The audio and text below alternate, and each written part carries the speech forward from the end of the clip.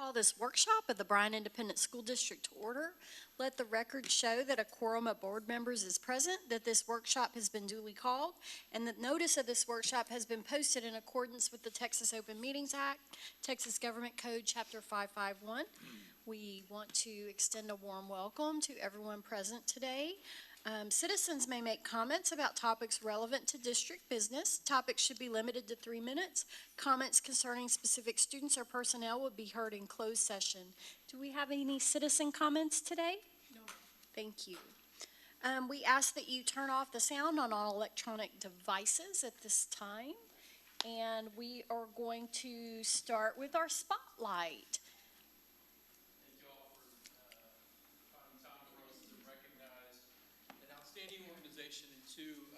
Outstanding individuals that I've been blessed to know for the last, I guess, 3 or 4 years. Ms. Carabine's kind of responsible for it. She had I don't remember if it was a parent support meeting because we overlap in so many ways. Through a meeting in this room, I sat at a table and figured out these 2 individuals. Come on up. This is Tiger and Tasha. They're from Bryan. Their kids go to Bryan. Yay. They are related. And I didn't realize that till a few meetings in, but they are outstanding partners in every way, shape, and form. Not only as just parents and as community members, but also they help lead VV Casa.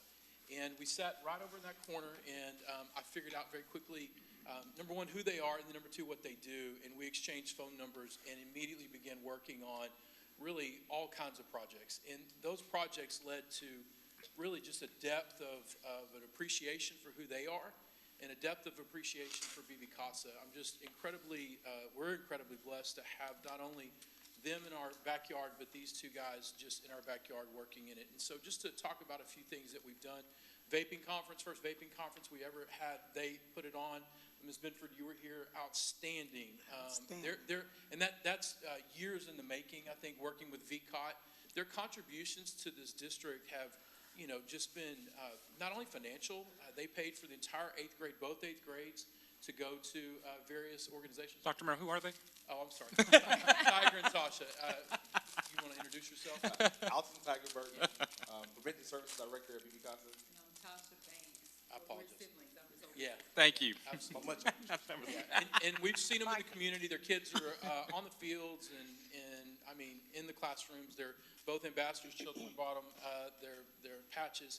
And so the entire 8th grade, they sent out to Grand Station. This year they've paid for, on campuses, cotton candy machines, snow cone machines, inflatables. And so not only things just to have a presence with our staff and with our students, but they're willing to do parent education. They've been coming up, if not weekly, almost bi-weekly, working with our parents and students to understand the full effects of vaping, specifically as it relates to THC. And Sobering Facts was something we started last year with just tremendous success. We weren't confident if parents would come. They just come. We've had almost 100% attendance any time that we ask them to come, and they're just talking about all that they've learned and raving about it. And so when we talk about partners, we think about recognition, we think about those things. These 2 guys come to mind. I mean, I could not be just your friends. I'm so very thankful for who they are and what they're able to provide. It's a text away, and if they can't, we call, and we just figure out a way to make it happen. And we're better, just simply better, because they choose to be here and they lead in the way they do. And so I'm thankful today to present to them an Essential 8 Bryan ISD Character Partnership. We've handed these out to a few of our just really just kind of our high-achieving individuals that have supported us, and so we'd like to give VV Casa one as well to be able to put out at your location. So, Ms. Carabine, you've also been connected with them. You're the ones here. I didn't know if you wanted to say anything. Well, we talked when they walked in, jokingly but not jokingly. It's bigger and better than we ever imagined as far as the impact with our students and our parents. And the parents in particular, family focus and engagement is a huge priority for us going forward. Parents are asking for this, so we're excited that you're already a partner, and we look for this to grow. And you may want to share with everyone that this model is starting to be replicated in others, if you want to elaborate on that. Yeah, so as VV Casa is an agency, we cover 30 counties. And so 30 counties literally have been reaching out, asking, because the vaping issue is not just a Bryan ISD issue, right? And so counties are reaching out asking what's being done. And so we're telling them, we're partnering with Bryan ISD, and this is what we're doing, so much so that annual prevention providers meeting at the end of this month, I'll be presenting on sobering facts and this model at the statewide conference. So, yeah, really big deal.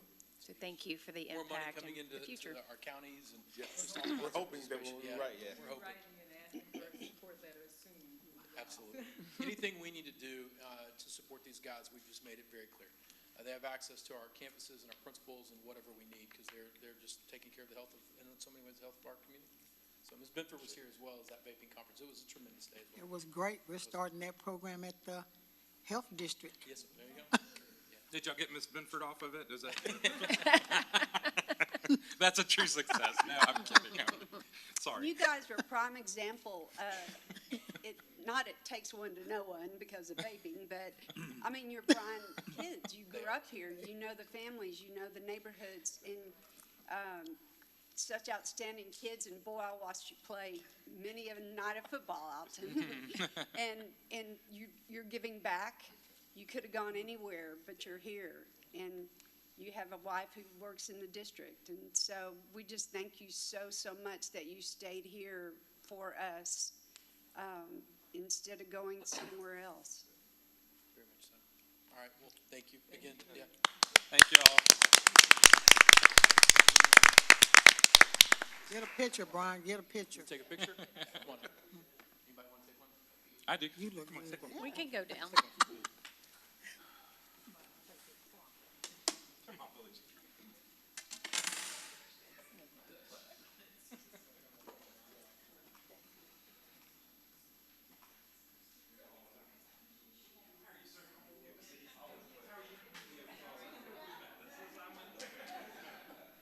Brian keeps going on. I'm like, yes, it is.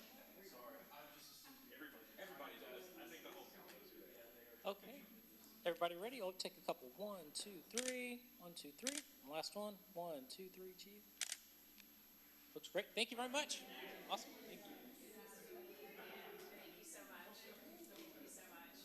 See you later, sir. Be safe. Good seeing you.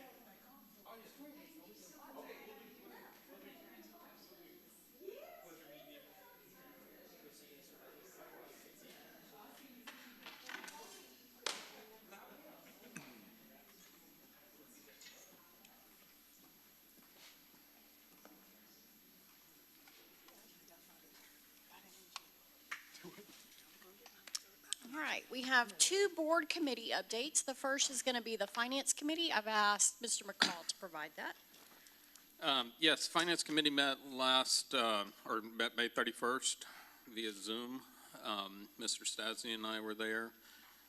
Dr. Davis was the other board member, but she's in Germany currently with A&M students. So basically, a number of the items that we talked about are on the agenda for today, including the Merrill Green Stadium scoreboard.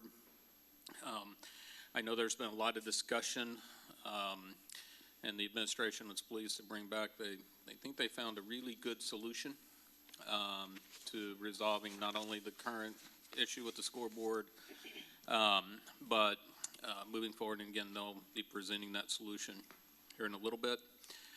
We discussed the renewal of the voluntary student and athletic UIL insurance, which is the secondary insurance for students and athletes through A&M.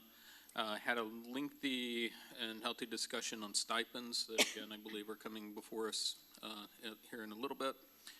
Early redemption of bonds for cash on hand, and the sales of the remaining 2020 bonds. So. Thank you.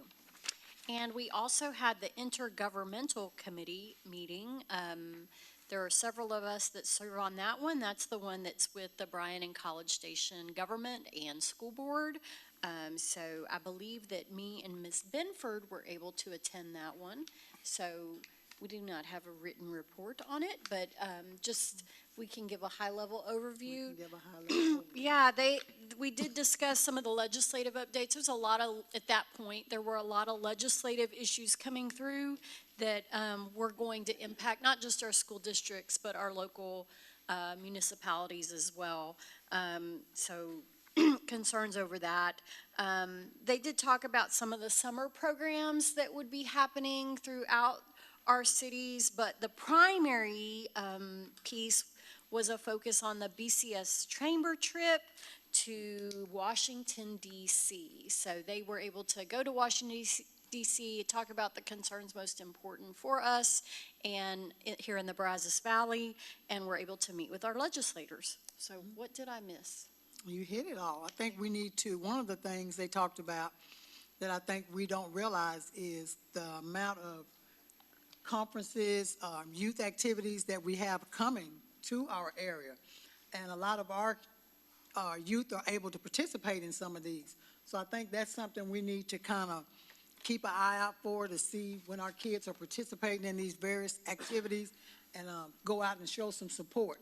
Because there's a lot of, between now and the end of this year, they gave us a calendar, and there's going to be a lot of activity in the Bryant College Station area. And by that, it's not summer programs that we No. necessarily host here locally for our own students. It was more about what are the kind of activities happening in this area that drive the economy, hotel rooms, restaurants, those kind of things.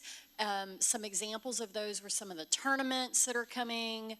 Venus tournaments. Yes, as well as like the Youth World Cup, the American Quarter Horse Association hosts that this summer. And so there's youth from all over the world coming in, and it's supported by those in Texas. So there's a lot of folks who will be here for that as an example of the kinds of things. So it's quite an extensive calendar. And I guess the take-home message was that we now have the facilities and the infrastructure, not just in College Station, but in Bryan, to help support a lot of these activities. So that's really exciting for us as a community. And they were able to also say that, which was a good note, a lot of these events they're using our facilities, such as the Adidas boys and girls basketball tournaments. I think they used Rudder, Davila, and somewhere else, and they didn't use any of the facilities in College Station. So that speaks volume about our staff, our facilities, that were welcoming them in, able to host those events. So we were proud about that. Yes. Okay.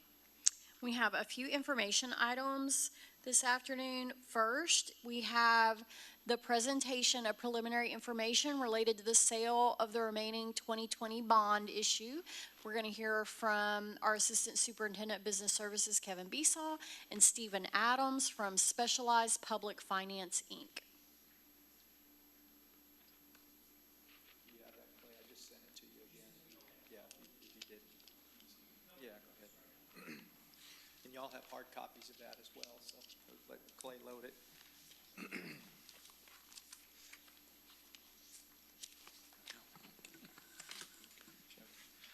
Is that, okay. All right, thank you. Back in, I'm sure you all remember, back in November 2020, the voters approved a bond referendum, approximately $175 million bond. We processed and sold roughly $120 million of that issue right off the bat, and have been working on those projects to get those completed at this time. It's time now to start looking at the remaining unissued $55 million in sale of those bonds, how we'd structure that. And I'll go ahead and we have Mr. Paul Jason here from Specialized Public Finance. I know the agenda said Stephen would be here today, but he's on vacation with his family. So we'll hope he's having a good time, and his partner, Mr. Paul Jason, can kind of go over this, and then we'll answer any questions as we get. But this is basically preliminary information. We've got our preliminary property values at this time. We'll get the certified values at the end of July, and at that time we can make better decisions. But this is some good information to start thinking about. Okay. Thank you, Kevin. Again, Paul Jason with Specialized Public Finance. Just wanted to provide a couple options for the board for that last installment. Roughly $55 million of the bond authorization from 2020. Current INS tax rate is 27.5 cents. There's two options that we wanted to look at. One was lowering that INS tax rate down a half cent to 27 cents and keeping it at that level for a couple years, 24 and 25. or going down 5.5 cents to 22 cents. So we've got those options that we analyze. One of the benefits for keeping that tax rate around 27 cents is it allows us to accelerate payment of principal. Roughly 13.7 million of additional principal can be paid if we keep that tax rate around 27 cents on the INS side. This saves roughly 8.5 million in interest during the life of the transaction. Just to give you an idea of what 5 cents does for the current tax base and future bonding capacity, it's roughly 120 million. So that's the type of capacity that the district would have if it chooses to keep that tax rate at 27 cents. As far as the analysis with the interest rate, rates have obviously gone up. Everybody's been following that, I'm sure. But we're assuming a rate of 4.34%, and this is a 25-year amortization. The rate on the big piece of debt that was sold in 21 was 1.997. So when you look at those two rates blended, it's still an extremely low interest rate for the district. A piece of this analysis includes prepaying debt. We presented to the board in August of last year about some redemption opportunities because of the tax base growth. This is an action item later on the agenda, but this just assumes that you do it in prepay 3.8 million of debt. That saves roughly 890,000 in interest, and that's factored into this analysis. I think we're having some technical difficulties. Are we saving questions till the end, or can we ask questions on each part? We can ask questions as we go. Sure, absolutely. Okay, may I ask a question? Thank Sure. you. I just wanted, so we're looking at, if we do the 27.5, we do the maximum, that obviously increases property taxes, is that correct? Is that how the INS works? Could you fill me in a little bit? I apologize, it's been a long time since I've done this part of the real estate financing. Did you want to take that, or did you want? Yeah, no, I mean, so the our debt rate, or our tax structure for property taxes is broken into two things. I should have probably clarified that a little bit. The maintenance and operations rate, of course, that's after 2019 and House Bill 3, that's basically set by TEA now. They get every district's property values. They get those loaded into a system, and then it kicks out a rate. So they keep everybody structured within a certain high and low range. And then the INS rate, or the debt service rate, as we call it often, is set. And basically, you set the rate to pay the debt that's due for that year, and that's the amount. That's the amount that you can collect for taxes. So you are correct in your saying if that rate goes up, then property taxes do go up. How much from the 20 to the 27 on a $500,000 house? I'm an Aggie, I should have done the calculations. I'm just worried about with our property rates going up almost 20% this year. I guess my first question is, what is over the 25-year, what is the total interest paid on this $55 million bond, approximately? So is $8 million that big? And I hate to say that, $8 million isn't really a big deal, but if it gives property owners a break in the next couple of years, because I do think, even in your analysis, you think our property rates the increases will flatten out. Right, and I would, normally when we set the tax rate in the fall, we have a sheet that we produce and we post in the paper and on our website, and things that break down that. It's changed from one year to the next. I believe we use the average homestead, so whatever that happens to be, roughly 300,000 or whatever. What the change from the current year tax will be to what's proposed for the next year, and all of those kind of things. And actually, if you look, I can use last year's as an example because I haven't calculated this year's. But last year's, for example, the way it broke down, the tax rate for the M&O was decreased enough by TEA so that the debt service rate more or less made up that difference. So it stayed pretty equal. Okay. Even though you said 20%, that's about what our preliminary values have gone up. But for last year, I think it was approximately 17%. So it was a huge increase last year as well. Okay. And so, but again, that's TEA will set our M&O rate, And this will set, basically, whatever we set our debt payments to actually backs into the Gotcha. tax rate, if that makes sense. I just don't want to run everybody off to, if our rates are higher, I don't want to run everybody else off to another city close by as far as purchasing and selling. And so, yeah, it wasn't a tax increase. It was, I believe that referendum included for the INS rate, 27.5 cents for just the INS side.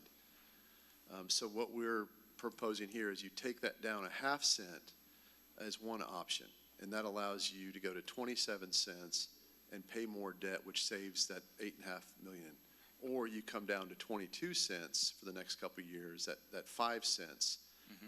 And the difference, again, by doing that is about 8.5 million over the life of the transaction.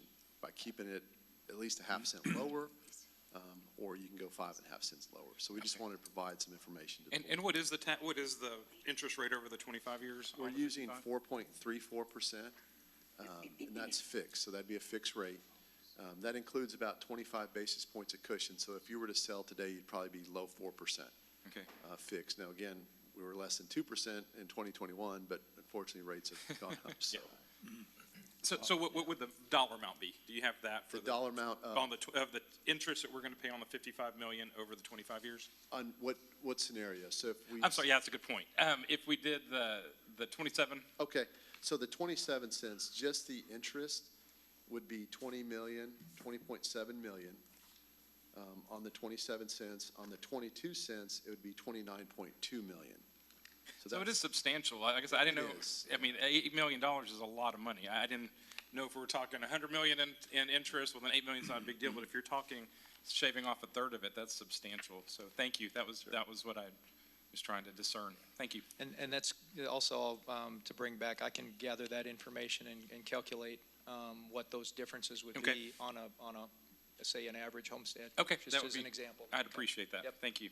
Well, since we're in question asking mode, I'm gonna go ahead and ask mine, because it might affect what you're gonna be explaining to us, and this will hopefully be more beneficial than just exposing my ignorance about bonds, but, but we're talking about issuing another 55 million, and my understanding, of course, is interest rates have gone up significantly. I don't think that's a secret. So I'm just sort of curious as to whether we should be looking at paying off bonds that probably have a very low interest rate, I guess, and then incurring additional bond debt at a higher interest rate. I don't want to use money to pay off low interest bonds when we then are going to incur high interest bonds if that's avoidable. Does that make sense? No, I follow where you're going with that. Yeah, and these would not be issuing debt to pay off old debt. Oh, I understand, But but these we would would be be for the issuing projects debt, and that we are could possibly prepay that sooner if we didn't spend our INS on the old bonds, is what I'm asking. Is that, if you could do that, and I realize you'd be issuing bonds and turning around and possibly paying them off pretty quickly, but I'd rather pay off the high interest and then the low interest. We'd probably just sell a lower amount of debt, I mean, if the district wanted to contribute that amount. One of the items that we'd have to look at, because you do, I believe you did set a levy for that amount to prepay. So you do have the cash in your debt service fund to pay off those 13 bonds. And I can get the rate. The rate's probably going to be comparable to what we're selling today, the rate on those 13 bonds, but I can get that exact rate for you if you give me a minute here. Yeah, but if your question is on the 3.8 million that we're going to issue to prepay, that was already authorized last August to do that, and so we set the tax rate for that year to Okay. collect those funds, and so that, we have to go ahead and process that payment. But for future reference, we could look at that to make sure that, as you said, we're not paying off lower debt with higher debt. And I feel like we've interrupted y'all a few times with great questions, but we skipped that last bullet maybe on this page about what we did at our August 2022 board meeting. So I think that's part of this conversation. And I guess the 55 million's already earmarked. Is that correct? I mean, we have the. That What was are the bond that passed in. What are our projects, or what big projects, and I should have reviewed it before I got here, that's on me, but just people have been asking me, what are our big projects out of the 55 million? I'll let Yeah, and Kevin that's address that. yeah, we'll have to go back and pull out and see, what's left on that list, where there were, because the entire package was 175 million. Of course, we've got the two big ones that we spent a majority of the 120 million on with Sadberry and then Halliburton are going on right now. And then what is exactly left on the 55, I can get that and bring that Gotcha. back. I assume we need it. If we don't need it, Yes. I wouldn't want to issue it, so. Right, yes, sir. If So- memory serves me correctly, it was a lot of safety and security updates as well as some maintenance Okay. pieces, a lot of roofing projects, AC projects, water, Yeah. I don't know, a lot of Yeah. things. I'll take a look. I just had some questions, Yeah. and I didn't know. if And we- I can resurrect when Paul Buckner was in the board room, I think 2 meetings ago, when he did all the bond oversight and update with that, it was all in that. On that one, okay. On that presentation. But Dr. Harlan's right, a lot of it was priority maintenance Okay. and safety and security, and we are anxiously awaiting to see what happens with this legislative session. Where we pump the brakes a little bit because we're hearing that there could be some mandates, and we're hoping that there'll be funded mandates and possibly relieve us, but we don't know yet. Now they're in special session and, Gotcha. to be determined. So, And it- yes, the money is, So the planned safety, out. if this is part safety, I'm gonna go on the record as saying, I'm worried about the glass doors at Sadberry. If we wanted to do some additional, safety on those, could we use the safety money for that, or is that earmarked strictly out of the first draw? Well, if it's part of the entire bond package, we could. It's all included, yes, okay. Yes, so I- it would be all of the, it wouldn't matter whether it was first draw or second draw. Gotcha, if it's one included, bond. in the one So, bond. like I said, I just have a problem with that glass. I just want to go on record as saying it, so, thank you. Anything else? Sorry, thank you all. No, no That's- problem. That's good, it's good, so we'll bring back information and all of that. Thank you, sir. That's what this is for sure. Would you like to go over the timing for this second installment? We could go to page 7 unless there's any other questions. But again, we're here for the information item on the second installment. We did receive TEA approval for the permanent school funds that would allow us to sell the debt at a AAA rate. The only action item is the early redemption of those bonds, the prepayment.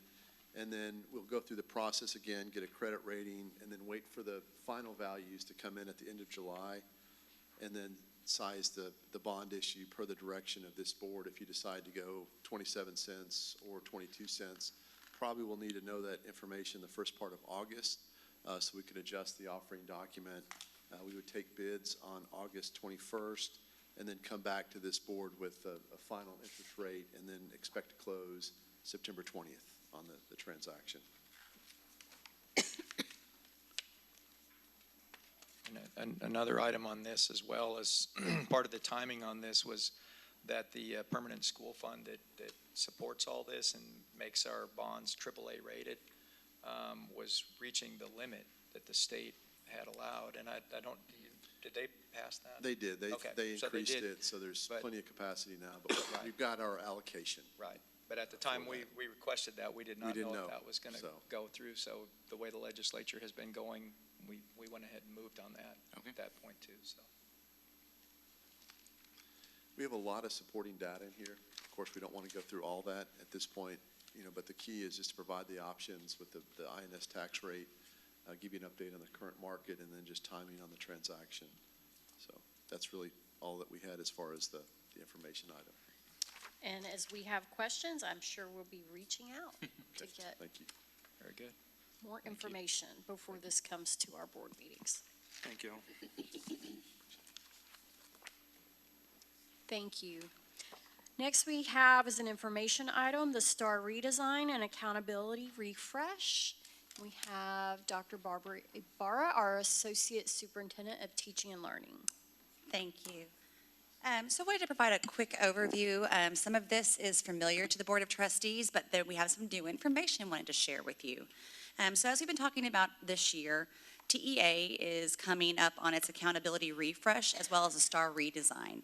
And of course, we're celebrating last year's success. When we ended last year, our rating came out and it was an 86. It was the highest ever. And that's under the prior systems accountability and the prior assessments that were given. So that's all from last year. And we're certainly pleased with staff and with students on their progress. And as we started talking at Team of 8 in November. We kind of gave an update that some things would be changing. And with that, we talked about what types of things would be changing. We looked at the CCMR calculation, that would be shifting. We talked about the content of the test shifting, meaning that writing would be included in grades 3 through 8 in all subjects. We also talked about all the different question types, those technology-enhanced question types. Some are short answers, some are drag and drop, some are hotspots, inline text, those sorts of things. And when we went through that, we also talked about some changes in the methodology. One of the ones that we hit on with the calculation change was that no longer would the district follow the same calculation as a campus. So instead, we would do a proportional rating where each campus, based on its enrollment, would count for a portion of the district's overall rating. Rather than just collecting all of the tests and running that same calculation, now it's proportionate. So when we do that, that one change alone, not including any of the changes in the assessment, that one change alone took the district rating from an 86 to a 78. Just that one change alone in how they did the methodology. Same tests, same results, but a full grade level lower than under the prior system's methodology. So you can see on the table provided, this is provided by TEA, it's come out recently, where they're finalizing what proportion from each campus would contribute to this year's district calculation. And you'll see it makes sense, it's by enrollment. Bryan High School would be 20.9% of the overall calculation, and all the way down to Bowen Elementary, which would be 0.9% of the overall calculation for the district average. And again, on the prior slide, same results, a full grade level lower than with this one change. But we also know that there were multiple changes. In fact, so much so that we talked about the following slide, that there are changes to the structure, the content, the indicators, the cut points, the methodology. All of those things are in play this year, so much so that TEA even put out a little statement, it's highlighted in yellow, we've talked about this before as well, that it's possible for a campus with an A last year to improve and still receive a B in the coming year. So that's really important information that our board, again, is well aware of and apprised of, but just kind of bringing us through the timeline to the new information today. So then we entered the spring, and in the spring we entered the zone of uncertainty. As we discussed, this one's our favorite, we know. There are lots of memes for this one.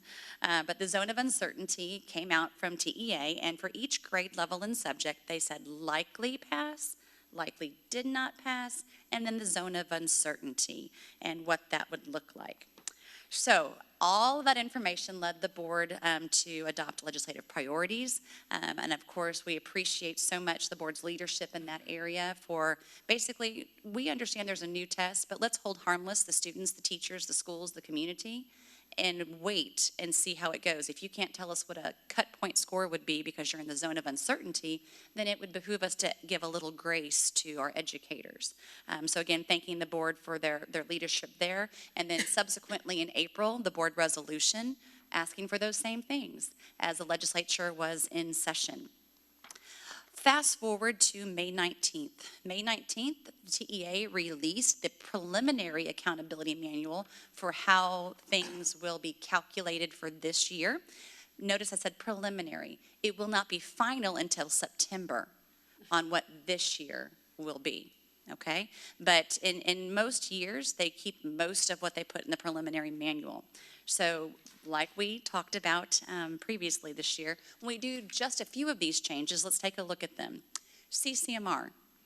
Last year, our students would have gotten a 95, 100, a 94, an 81, and a 92 as a scale score for CCMR. Under the new methodology, and that is an improvement, under the new methodology, it becomes an 80, 100, a 78, and a 78. And the district is a different calculation altogether. So you're seeing large drops in that particular item where an improvement in the outcome results in a 15-point drop in how it's used in the district and the campus methodology. Ma'am. Barbara, we know, but Yes, for please. others, say what CCMR. Oh, I'm so sorry. Thank you. College, career, and military readiness. Again, looking for one of our big goals as a district, and certainly from the Board of Trustees, is to make sure each of our kids, when they walk that stage, are ready for the next steps and whatever that pathway is for them. So while we've improved outcomes for students, the result is a 15-point drop for some of our campuses, and how that's in that methodology. And let's think about where CCMR rests is at the high school, right? And the high schools are heavily weighted in the district calculation, right? So 20% at Bryan High, and similarly to Rudder High School. So just some things to be thinking about as we come through. So then, last week, TEA released more information. So they released what-if scenarios. They took last year's scores. So how many kids passed at approaches, meets, and masters last year? Nothing at all to do with this year's scores. Okay, this is everything from last year. And they took the accountability manual they just published, and they ran all of that data through that accountability manual's calculations. In doing so, the what-if scores, what if we were on this manual for last year, you can see the drops. So again, same exact results, totally different outcomes for schools as well as for the district. Again, the district was an 86. Using the exact same results, the district would be a 75 in this scenario. And you can see how the campuses are all impacted.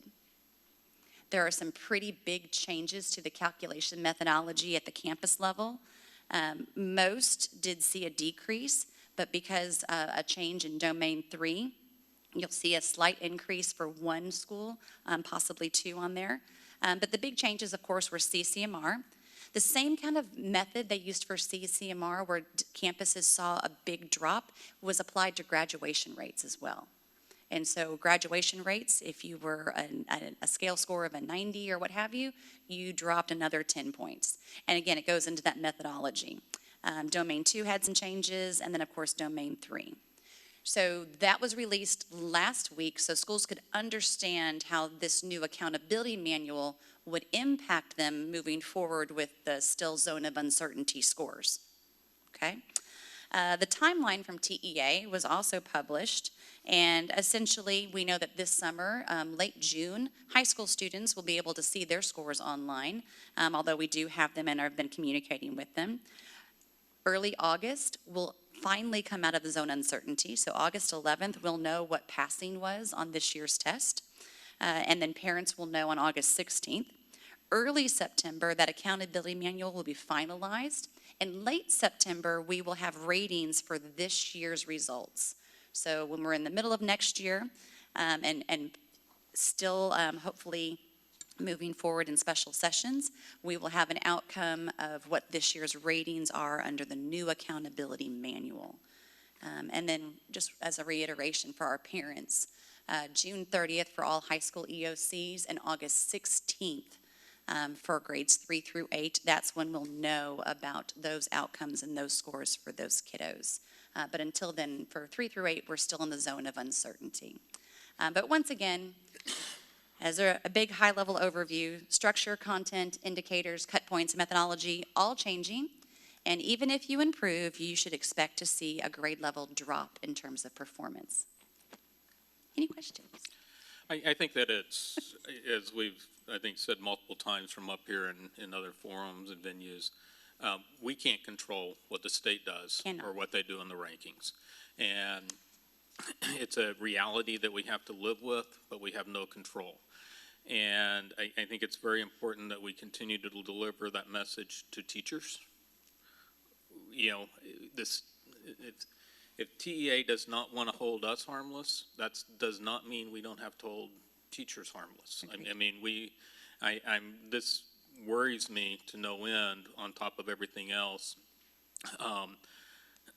The teachers are living in this zone of uncertainty, and it's one of the reasons why they're fleeing the profession. I can't imagine, but I think we have to recognize and hold that this is obviously something that we have to live with and have to educate the community about and everything else. But for our teachers and for our students, y'all are doing great work. Continue doing great work. We recognize this as a political tool or whatever it is that the state wants to turn it into, but that doesn't change our community and our commitment to our kids and our commitment to our teachers. Agreed. I still have, I have one other question on there, and Yes, sir. what it looks like as we went through all the slides, is there, collegiate went up in some areas, which to me indicates that there's this kind of subtle return to everybody has to go to college. And it seems like with the impact that it's making into CCMR and everything else, we're discounting and devaluing career technology. Again, it is from a state level. And I think this board has stood firm that we're committed to making sure that our students are successful, whether they go to college or anywhere else, irregardless of what some arbitrary score is going to say somewhere. I appreciate that. The collegiate score on there, the two big levers that changed that perhaps account for that adjustment are domain 3 and what groups count in domain 3. And then similarly, and it is at the meets level performance, so that's trending with what you're saying. And then also the accelerated learning for students who previously have been unsuccessful, and do they pass in the subsequent year, which again, it could be a part of that as well. What Mark said segues right into what I was going to say. When I ran for the board in 2015, right after that, I remember the state discounted cosmetology. Yes, ma'am. Discounted some of our most valued career in technology courses that they didn't even count toward CCMR. So schools all over the state fought for that because it's a prime example. I know girls going through cosmetology, they're making $60,000 now with products and extensions and fingernails. And I mean, we all know that because we all pay them. And Well, not everyone, but. so that's just a prime example of, we fought for that. We know it's productive for our students. So since 2015, now we're going full circle because Bryan ISD, we fought so hard and worked so hard for our career and technology campus. We're still fighting for that. The whole community has helped us with that. And everyone far and wide knows that we're known, our district is known for getting our kids ready for career, college, military. I mean, our ROTC is Air Force ROTC. They're very, very, people see them everywhere they go. Those gentlemen make sure that those kids are visible. There's not too much more than what we can do. And so I know there's other districts out there. So the state says, oh, well, let's just not count that as much anymore. And it just, we can't win for losing. And that is in the mix again with the calculations of CCMR. They're looking at sunsetting various degrees or industry certifications. I believe Microsoft users kind of certifications, some of those. But again, it's preliminary, so we'll see how it ends up, but that has been in discussion for the past year. And so we work so hard and our teachers work so hard. Teachers that teach those courses, Yes, ma'am. they put their heart and soul in them because a lot of those, that's what they did as their career, and they know kids can make it in that career. And it just, it's the craziest thing I ever heard of. Well, it's a time where common sense doesn't feel so common. It feels awkward that we are holding our students, our campuses, our teachers to an accountability system that has yet to be determined. That feels inappropriate, and that's the softest term I could use. I have lots of other terms I could use. But we have to continue with the work, which we know what the work is. Our work is to educate and ensure the success of every student who walks through our door, and to work with our families and our community to make sure we're providing the best education possible. That being said, we continue to have to educate our public. Many of us are pretty close to this and don't understand all the pieces of what constitutes an A or a D or an F. And it's very disturbing to try to yet again explain this system, because people think they know what a B or a C or a D is, when in fact, we can be performing exactly the same as we did before and get a different grade.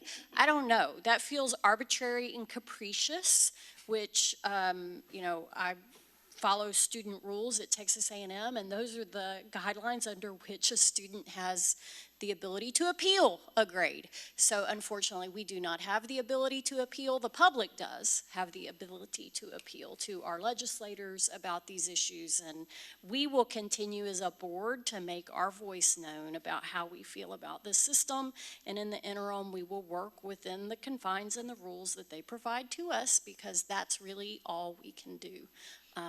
So, disappointing. And as we have to get legislative updates as a board, it's part of our required training, and so we will continue to learn more about these things. There have been some things that have already passed TEA, and with the special sessions coming up, I'm sure there'll be more things as the summer and fall ensue. So. And I would like to piggyback on that. That's exactly right. As I've told y'all multiple times, especially being the newest member on the board, as a parent, we do look at these grades, and it absolutely makes us think, okay, well, good, we're B. And like I've told y'all before, it just seems to us as a layperson, not seeing all of this, and this is before all of this craziness came out, that, I think it's very important, and I know we've discussed this, I just want to reiterate, I thank y'all for your efforts, but we do need to make sure that parents understand why we're going down. It's not because of anything we did. And I know we keep saying that over and over, but I'm the closest to, being the newest one, if I can still look from the outside in and say, y'all need to do better. BISD needs to do better. There's no excuse for us not to have an A or a B. How could we possibly go to a C? So I think that's very important to all demographics of our district, to make sure that parents know, and I would assume that's probably, I guess it could fall differently on different districts. So other districts near to us could bump up in the same, there's no rhyme or reason, it seems. But as long as we try to get the word out that we're doing everything we can for our students and our teachers, and this, like Julie said, our hands are tied, and it is absolutely ridiculous. And I'm glad you're settling on this side, Dr. Ibarra, because this is the part that's really hard to explain to people on why you see a change. There is absolutely zero comparison that I can make to the things coming out now to what we've done in the past, because they changed absolutely everything. They changed the structure, the content, the indicators, the cut points, and the methodology. So that's hard to, people would say, well, why? Why would you change all those things at once? That's a great question. We aren't sure. But it's hard to reconcile where are the differences, because everything is different. Right, and to Mr. Gonzalez's point, I would certainly say that is the intention. That has been the intention from day one, that you as a citizen do not understand this. And the only thing that you have to compare it to was how you individually performed in school. That's the only thing you have to compare it to, and when it starts to make sense, we're going to make all these changes and make it confusing When again. you learn the system. Because that's the only area that makes sense as to why all this legislation, or how this was implemented and how it continues to be implemented, is that it is designed to confuse. There's parents. no real world correlation to this. No. There's nothing else that No, you there can never go has through. been. And all of a sudden you go to the bank and everything has changed, and it's just, you can't, it just doesn't, like Julie said, it doesn't make any sense. And you just don't want to feel like, I don't want parents to go think that we're saying, oh, well, it's not our fault. There's such a fine line to walk between saying, we have no control, we're doing everything we can, and looking like we're trying to shift blame, and making them understand there's really not a dang thing we can do with everything being thrown at us. So I appreciate your efforts on that. And I would add that we're not looking to shift blame. As far as I'm concerned, from a board, from a district standpoint, the only reason why we care is because of that citizen's perspective. Because we know our students, we know our teachers, we can see what they're doing. The parents know their students. They know the success that they're having. They know how much the parents that I hear from tell me how they're excited to be here in Bryan, and they don't care. They don't care what some arbitrary score is. They like the programs, they like the opportunities. And where I get, I'm sorry to preach on this, but where I get hung up on is the teacher doesn't always hear that parent say, I'm proud of what my student is doing in your classroom. What they hear is, oh, we went down to a D, and that I think is the hidden damage of the system, is to teacher and teacher morale and the Interestingly, students. I'm sorry, I sir. agree. You Interesting. don't think this is politics? That whole legislative session, with all the money the state has, we have an abundance and not a dime for a teacher raise. So you've got to know that there's politics involved in this. Also, interestingly enough, last week, the Commissioner of Education released a toolkit for communities to understand why there are changes, and so that we could go and explain to our boards of trustees what the what-if scores are and why there are what-if scores and what all of it's about. Well, that's good. You don't have to do anything. That was so nice. It's great. Dr. Ibarra. That's But great. he did note that we should really wait till September. That way you have it with the actual rating, that we should wait until then to share it at large. Is now a good time to remind people who our commissioner is, Mike Morath, and how someone gets that position? They are appointed by the governor. Well, I usually don't have much trouble getting a word in edgewise, but y'all and I'm certainly not having any inclination to give anybody the benefit of the doubt. I'm sure there would be people out there that would say, we're not trying to screw everything up, we're just trying to make it more accurate or give better understanding as to It's what's very what's generous, the progress. David. But I do have one specific question, and that's based on what I think Mr. McCall said about the career tech, because I know that there are lots of people, lots of representatives in the legislature, and the senators as well, that are very supportive of career tech, and so I'm still not clear. And you were talking about being close to it, and we don't understand it. A whole lot of people obviously don't understand it even as well as we do. Are they truly penalizing career tech now or not, in terms of where you can get a certification? Or in other words, are we in a position now where we've done all this work to do a first-rate career tech and now we're getting penalized for it? Is that really an accurate statement? I believe the industry certifications in general still count, and Dr. Morris is with us over here, so if I speak out of turn, please correct me. They are sunsetting a few certifications, but they're not the primary certifications. Welding still works, cosmetology still works. But what they're doing instead is saying whatever % of students you have meeting that measure doesn't get you the same score. It gets you 15 points lower instead now. So in their minds and in their rationale, to your point, Mr. Stasny, they're pushing districts to get even more students to that level, whilst reducing some of the certifications, but not extensively like in the 2015 timeframe. But what they're saying is you must, even if you do better, the grade is still lower because they want an even higher gain. They want an even bigger jump than what's being produced right now. So rather than an incremental increase, it's a everything now moment.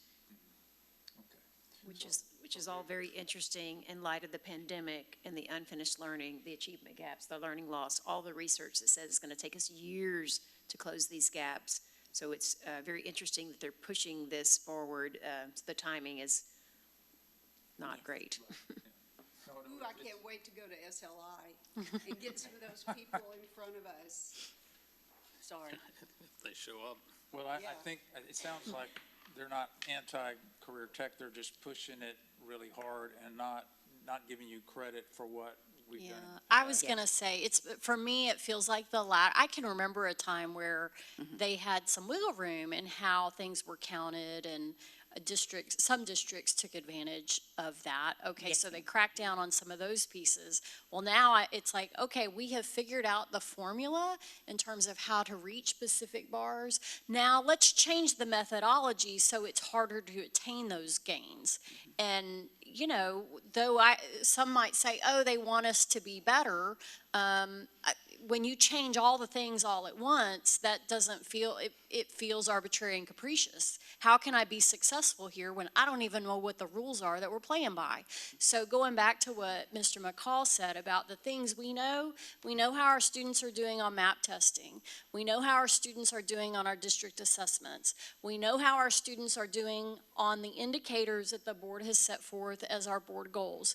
We have lots of tools at our disposal to see where we're making gains on graduation rates and attendance and things that we know matter. So I think it just behooves us to focus on the things we know we can control that are more consistent over time, to let those be our guides on where are we actually.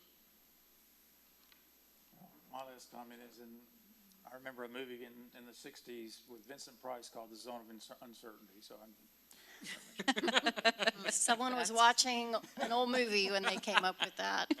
I mean, it's still shocking. It was a scary movie. That the Texas Education Agency has put out guidance that says likely, unlikely. Okay, neither one of those are certain, right? And then we have the zone of uncertainty on top of it. So it's disappointing. There are certainly other ways we could have handled this as a state. And Commissioner Morath does have a video specific that he's done for board members, so I will forward that to you. It is Oh, joy. public on Wow. YouTube that he Forward to that recorded it one. for him to be able to speak to boards of trustees. Great, watch that tonight while we're laying We'll around send in that bed. to you. Is it called Zone of Uncertainty? I think that's in there. Twilight Zone. Well, I did lie about that being my last comment. I do want to reinforce the communication thing. There is absolutely Yes. no reason to think the general public is going to get away from, yes, there are a few, maybe a lot of parents who understand, well, I'm going to ignore that. But man, there's a whole bunch of people that aren't. And so we really have our job cut out for us to educate. And that's going to have to be a really high priority. Fun times. Thank you. Thank you, Dr. Ibarra. All right, and I think you're up next too on the teaching and learning annual renewals and purchases for supplemental educational support and operational software solutions. Okay, so I come every summer, and I apologize for it's always June, but I always come in June because the contracts are always up about this time, and they run on the school calendar. So teaching and learning comes to the board for requests for consideration for a number of purchases over $50,000.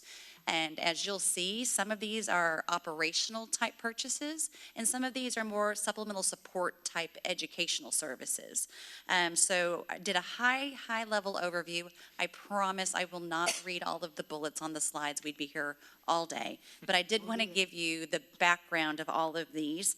You'll also note the different funding sources are noted on each slide as well as at the bottom there. So like IDEA, Individual Disability Education Act funds, those sorts of things. So you know what the funding source is for each of these. These are things that are already in place and that we've been doing and that we need to bring to the board for annual consideration. So I'll go through them. I have a lot of friends in the audience, so when there's a more specific question, please feel free. They are here to answer any questions that you might have. But I'd like just to applaud their work on preparing for it and getting it to this moment because it's a lot to wrangle. So let's first begin with operational purchase requests. The board is very familiar with MAP, but MAP is an annual purchase. The purchase price is there, the number of years in Bryan ISD, who uses MAP, the funding sources, and then we tried to give you a brief description of what it is and then also the impact and the usage. MAP is used K-12.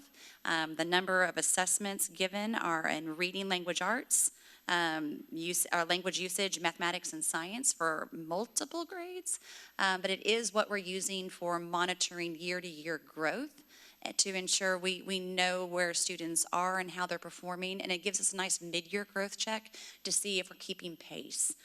So MAP is an annual renewal, and The next one there, Branching Minds. This one is funded from State Comp Ed in Title I, and it is a relief to teachers. This is utilized for our multi-tiered system of supports, or MTSS, formerly known as Response to Intervention. Basically, when a student needs some additional support, a group of educators comes together, we sit down and we talk about it. And then we document those meetings in this system, as well as look at interventions in this system. They might give tips and tricks, and they also give us a place to monitor that data. Whenever there are messages or letters that go to families on we're concerned about your student's progress, it's all documented in here, kind of like a cumulative record of sorts in terms of how we're supporting the child all along the way. Last year, there were 580,000 tasks, meaning in each meeting there's a task, so multiple meetings for multiple kids and multiple tasks. So it's extensively utilized for grades pre-K through 12th grade. Schoology is our learning management. Oh, yes, sir, go ahead. That was 580 in our district? Yes, sir. Wow. Our teachers are very, very busy. Yeah, that's impressive. They do a Wow, I know lot. 16,000 kids, that's still a lot, that's amazing. Thank you. Yeah, no worries.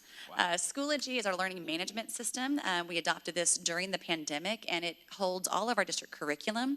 It provides a wealth of resource and collaboration structures and time for us to work with our students and our families. Many of our systems actually integrate into Schoology, so teachers have it readily available to assign over to students, whether it's a video or what have you. But last year alone, there were 4.6 million sessions or uses of Schoology in the district, so I think it's pretty heavily utilized, albeit it could be more in some areas, and we're working on that. But it is established. Moving forward, Eduphoria. This is one the board has not typically seen because it falls below $50,000, but we did have to add another campus with Sadberry coming online. So moving into next year, it does tip over that $50,000 threshold. But this is basically a number of different solutions all bundled into one suite. We have our Aware, which handles student assessments. We do online testing with it, as well as disaggregate all of the data and do all of the analytics. It's our technology call ticket system. It's our digital forms for HR, our digital forms for all sorts of things in the district, in fact. Last year, just for assessments, there were over 316,000 student logins to Eduphoria to take an assessment or quiz, like Dr. Harlan mentioned earlier, on district-based assessments. We had over 9,000 computer help desk requests, and we have 125 different active templates or forms. That's where basically it's a digital form with a workflow. You want to request something, it goes through a workflow process rather than pieces of paper moving around the district. This is a digital version of that. So that is all staff and students, K-12, and we've had it for 18 years. We have priced it out to other entities, and every time we do, it comes back cheaper and more effective and more reliable to stay with this system. I neglected to mention it also houses all of our professional development sessions for registration and also our teacher evaluation system. So it provides a multitude of services district-wide. So that's all of the operational ones. Supplemental supports and services. Oops, I'm sorry, I neglected one. My page messed up. Frontline EastBed.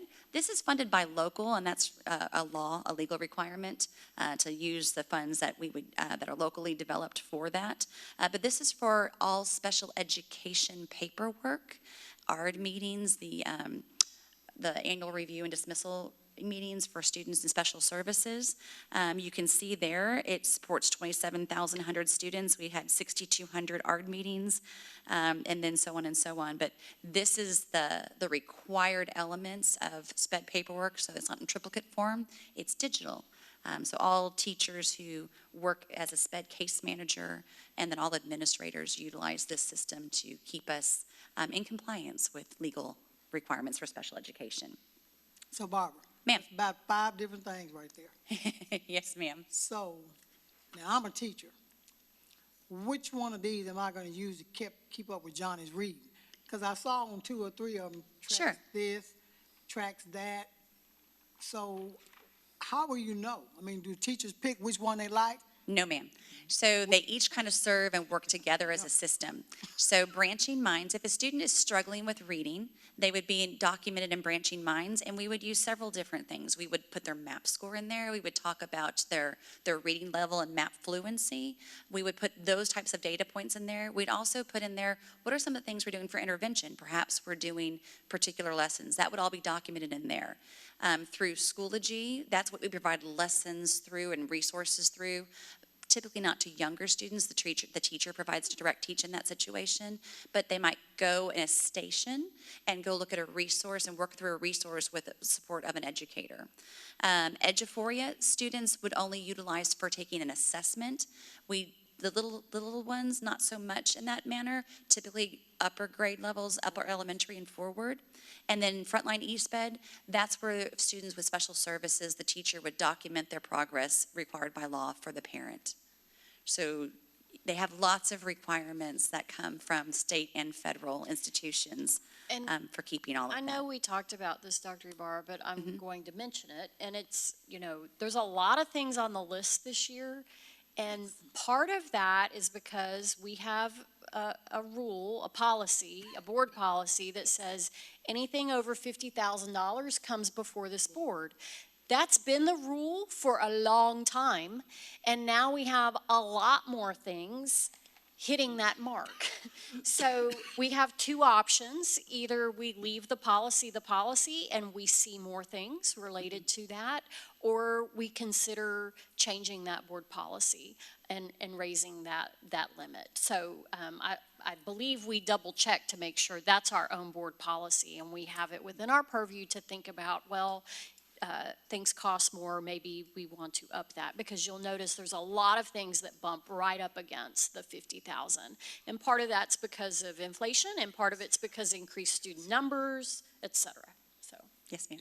I like seeing it. Thank you. Of course, I'm new, so everything, this is great, but I think it is very informative for a lot of people. I'm trying to get more people to listen to Absolutely. our meetings instead of just get mad at me. Listen to the meetings and know what's going on. So I personally am very appreciative of all of the information that you present to us, and everything. Like I said, I am brand new, so everything is a learning experience. So I do appreciate it. Thank you. I hope we're changing a lot of your friends' minds. Well, I hope my friends are actually listening, because I'm like, did you listen? Well, I was going to, but so I do get a lot of, and I tell them either come to the meeting or listen to the meeting, and so this is very helpful. And the ones that do go back and watch it are very appreciative as well.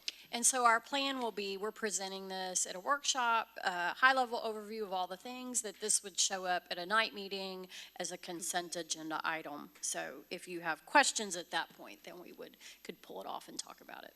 Wonderful. Okay, so next set, supplemental support and services. These are more kid-facing moments than the other ones. Imagine Math Edgenuity. So Imagine Learning is the company, and they purchased Edgenuity, which was previously an independent company. We already had an existing partnership with Imagine Learning for Imagine Math. And so now they do the two together for discounted pricing, which is a good thing. But it does mean that the price is more expensive because they are together. So this is a three-year commitment, which also gives us a price break that's paid annually. So you're looking at Title I and State Comp Ed for these programs. Imagine Math provides supplemental math instruction. And what we've done in the past is done an analysis of how's it helped? What's the impact on students in terms of completing lessons in Imagine Math and their success on STAR? And what we found that those who pass at least 30 lessons in Imagine Math demonstrate greater growth on STAR than others and actually meet the markers. And so we've been really pleased that has held true for a number of years now. It has been in place. Edgenuity is a course system where we have courses that are in there for credit recovery, as well as limited availability for credit advancement. We did go back to a committee and looked at various providers of that same solution and what their price points were. The committee felt that Imagine Learning's Edgenuity was still the best solution at the best price point with the most resources. And so that was a teacher committee as well as district and campus administration. So this particular item is a 3-year agreement to get the discounted pricing, and it is funded from federal as well as state comp ed, and has been for over 9 years. What is the savings with them merging with the two of them? Oh, You know what to ask. I have to go back and look at that. I will get that That's to you, okay. sir. I'm just curious. I'd ask the same question, and you would think I would know the answer. It must have been good enough to Well, go if ahead. we do them separate, like, what's the bundle price? Yeah, And- exactly. And as I recall, it was quite impressive, but Good. I will get that to you. That's fine, thank you. Oh, do you already know, Lauren?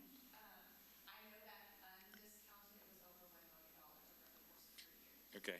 And then with the merging, was there a big, with the, is that, okay. It's less than 900,000 merged together, so a $100,000 discount at least.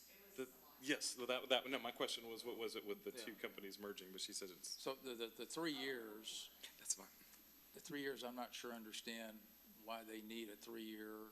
I mean, yeah, that, you don't have to mess with it for another 2 years, after 3 years, but we also, is that locking us in for 3 years? Yes, sir, it is. And what's the rationale there? Is that's just It is a- take it or leave it, or what? Well, we've been very successful with them. We didn't initially start with a 3-year commitment. We did a singular year commitment. And then when we went into a 3-year commitment, a lot of it has to do with the continuity for our faculty. They utilize this software so extensively with Edgenuity and Imagine Math. They need it for planning purposes. We would have to invest a significant initiative to do PD to change the system in any given year. Oh, I'm not suggesting Yeah. you change. I'm just wondering why we would agree to a 3-year. Most, he and I are lawyers at Yeah, least. we You don't don't, like you don't any kind invite of your commitment. clients to sign a 3-year lease if you can get a 1-year lease, because that way you've got flexibility. But they do lock in the pricing for us where it won't go up that way too. For their purposes, Mrs. Woolridge, would you care to add? Do you want to come to the microphone? Lauren, if you'd come down, thanks. Okay. Y'all look too comfortable over there, so we thought, It's echo. Making you feel useful. yes. Hello. Thank you. So for Edgenuity and Imagine Math runs the same way.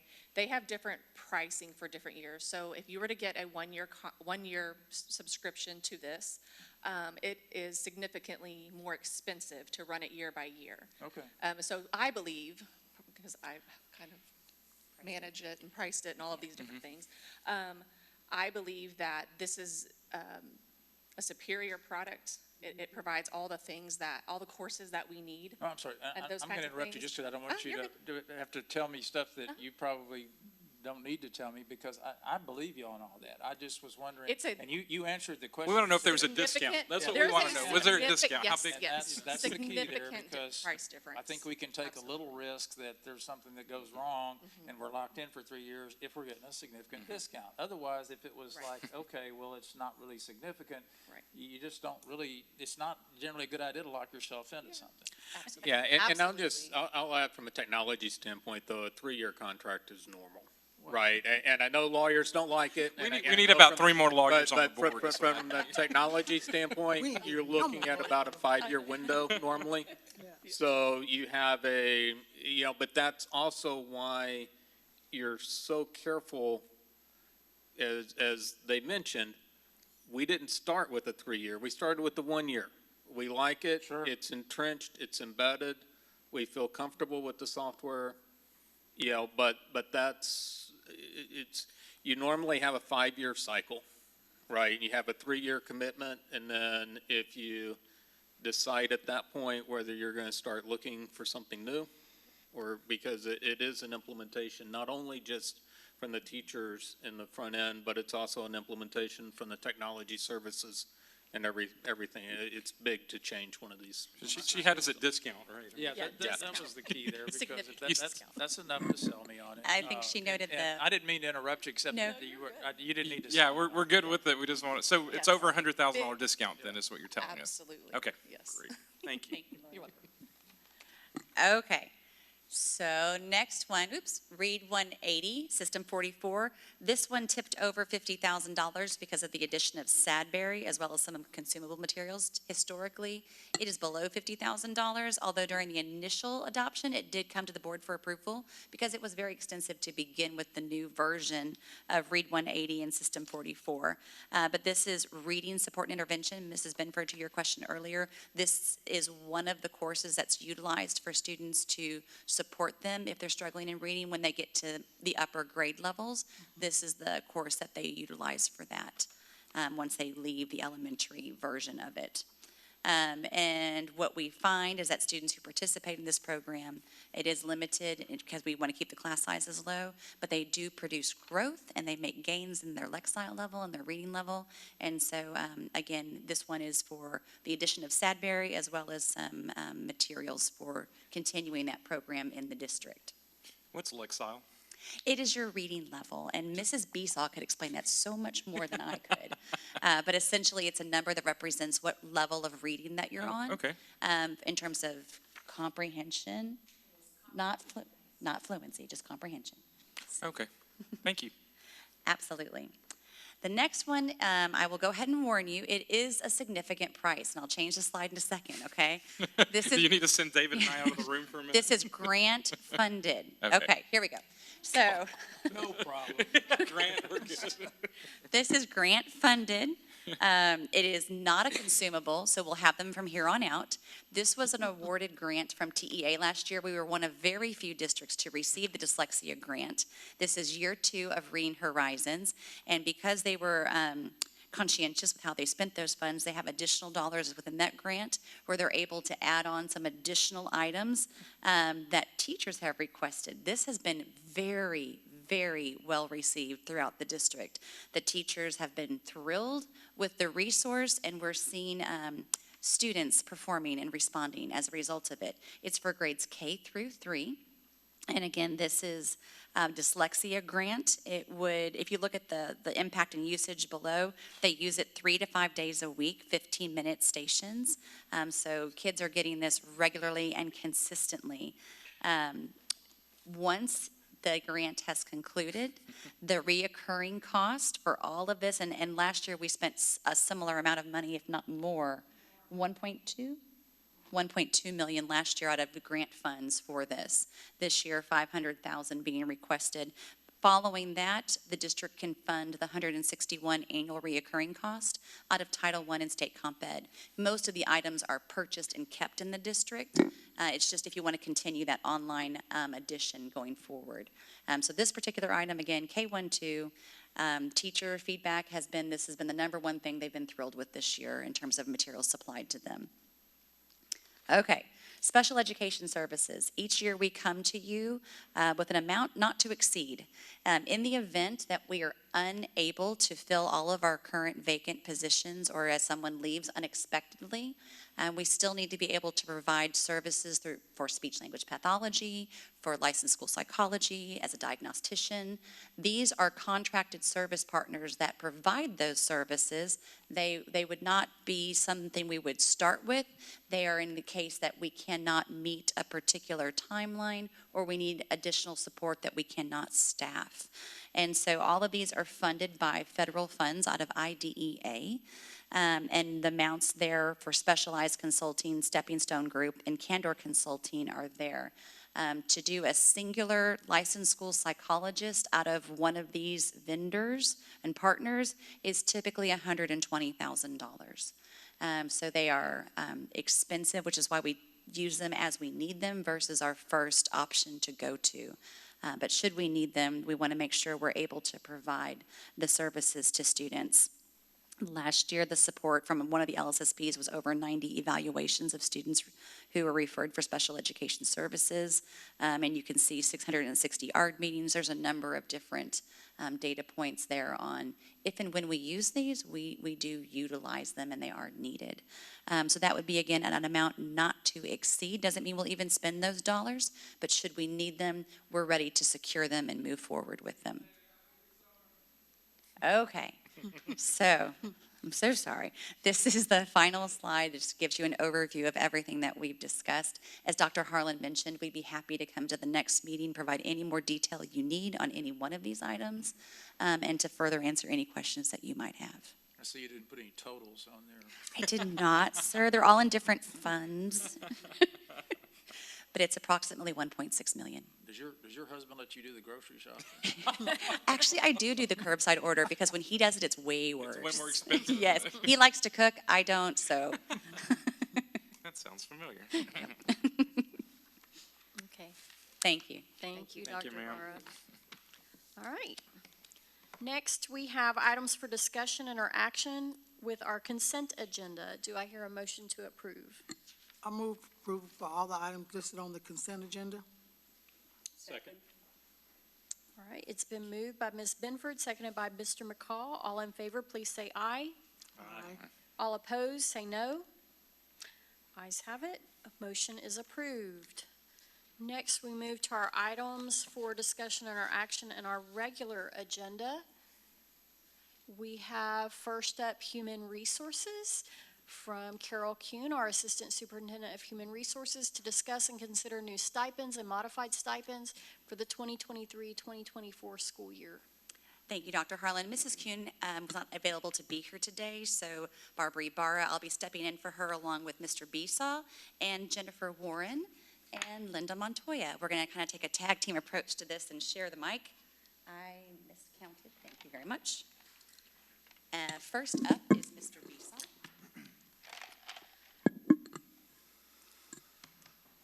Yes, thank you. So every year we bring forward, as Dr. Barr said, the stipends for approval and changes to those. This year, the first ones we're going to talk about some health and fine arts.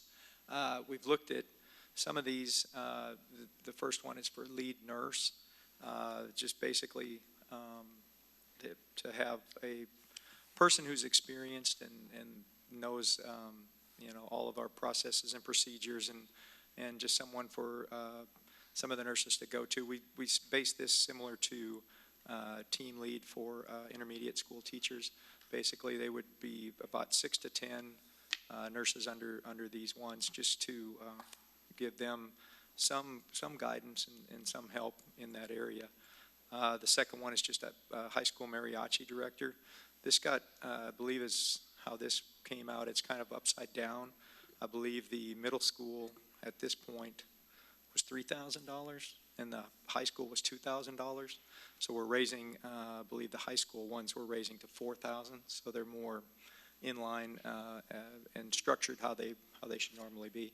That just came about because we were growing that program, and to get someone into that to start, I think they were going back and forth, and so they were a little higher at that point. But that would put that in a better structure for the lower levels being lower and high school being higher. So Kevin, you say the middle school, their stipend is $3,000? I think that's how it was, yes, but because they were going to, they were growing that, and they were going back and forth. So it was just a fact for that 1 year, so we're just correcting that to make that more structured for the current year going forward.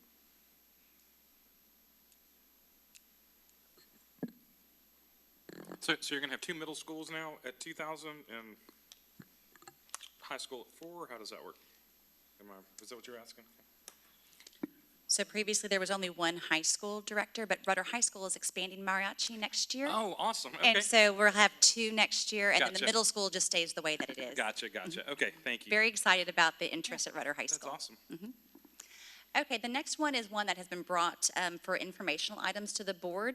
HR has come to you using the residency model from student teachers and working with master teachers to be the lead of our multi-room where student teachers start to learn and develop. And they wanted to, it's part of the T-class grant that get funded and developed, and how do we sustain staffing and induction for teachers. And then Mrs. Warren's also brought the special education version of that to the Board of Trustees, looking at some of our life skills type settings and classrooms where we would have resident teachers in the classroom along with teachers and instructional aides, and then a master teacher that works with all of those rooms. It's the same number of how we kind of do the FTEs, but used in a much more efficient way.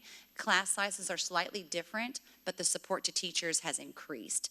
So we're trying that out in the coming year is the request for 3 settings, 1 being general education, 2 being special education, and that master teacher who supports all of those teachers and rooms and the development of those residents would receive a $10,000 stipend to support basically 3 times the number of students they were supporting previously. And where will they be housed, on those campuses? Yes, ma'am. So the settings would be, there'd be 1 at Branch and then 1 at SFA and 1 at Bryan High School. That model would be implemented there with staff.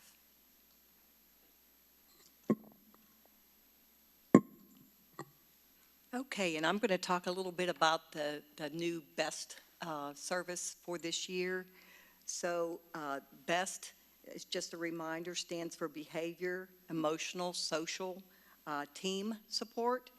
And this year, these classrooms will be at every campus. We will be combining and providing the services that Flex, Pass, and SOAR had at a few campuses, and every campus will have the best classrooms. And students will be served at their home campuses, which will provide both flexibility, in staffing. The best classrooms will provide varying levels of behavior and social skills support for our special education students. And so also the SALES, the early childhood special ed classrooms, and the 18-plus classrooms will be serving students at various schools. And so we're asking for the board approval for modification of some stipends. So the SOAR teachers have been receiving a $6,000 stipend. Since we will be moving to BEST for this next year, we're requesting stipends for the BEST teachers at $6,000. And the SALES, ECSE, and 18-plus have been receiving $3,000 stipends, and we're requesting for $6,000 for those teachers. And then our low-incident behavioral specialists, we're requesting modification from $3,500 to $6,000. And this will make us more competitive as we look for special education teachers in the district. It also provides us some flexibility with staffing. So as we have teachers that have a caseload here, but then students' population changes and we need to move the teacher somewhere else, we don't want the teacher to have a negative financial impact as a result of that change, but we want to make sure we use those FTEs in the most responsible manner possible. This allows us that flexibility with shifting and allowing teachers to transform into other settings without it financially negatively impacting them. That has been one of the struggles that we've seen historically. Yes, sir. I was just going to bring up that point is the flexibility within the staffing, and as we know, some of these specialty teachers are getting harder and harder to find. So being able to easily shift them, and of course, I certainly still have to agree, but removing the financial hurdle of having to go back and try to adjust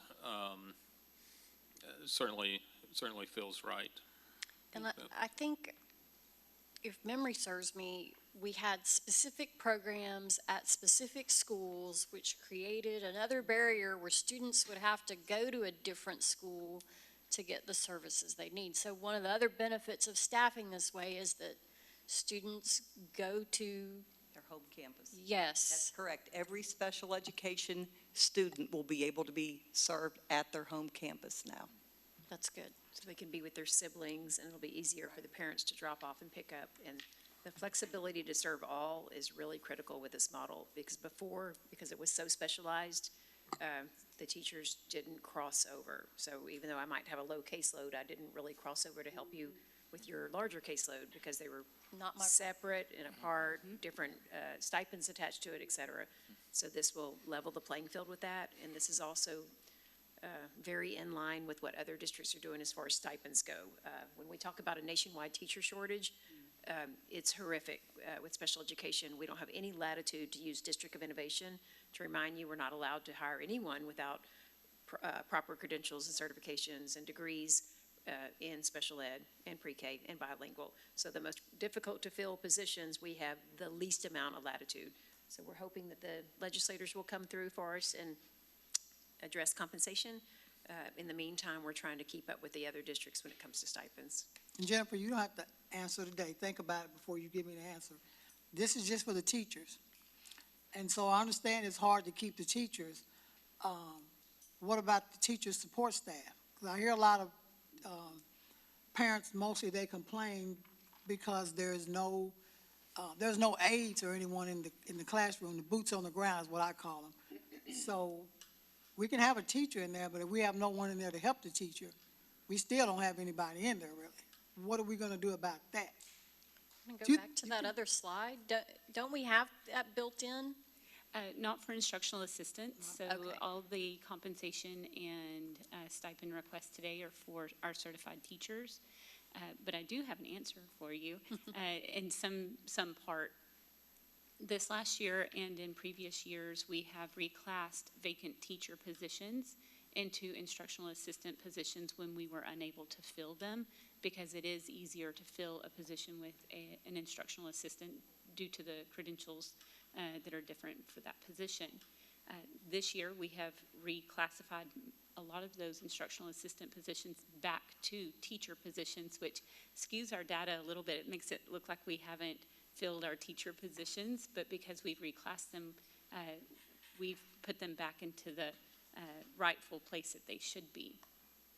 With these changes in compensation and in the stipends, and enticing and incentivizing Bryan ISD for these positions, we're hopeful that we'll be able to fill those. And then the second part answer to that is I'll be meeting with Mr. Besaw soon about what we can do for our instructional assistants, because we're aware that that compensation isn't reflective of the work that's required of that position. And we only have so many pennies to work with, and we know that a certified teacher is our best option for our students in special education.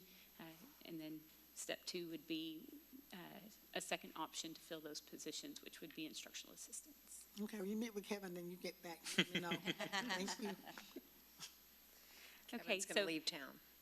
The positions that Linda spoke on are more self-contained, more significant needs that fall onto that special education teacher.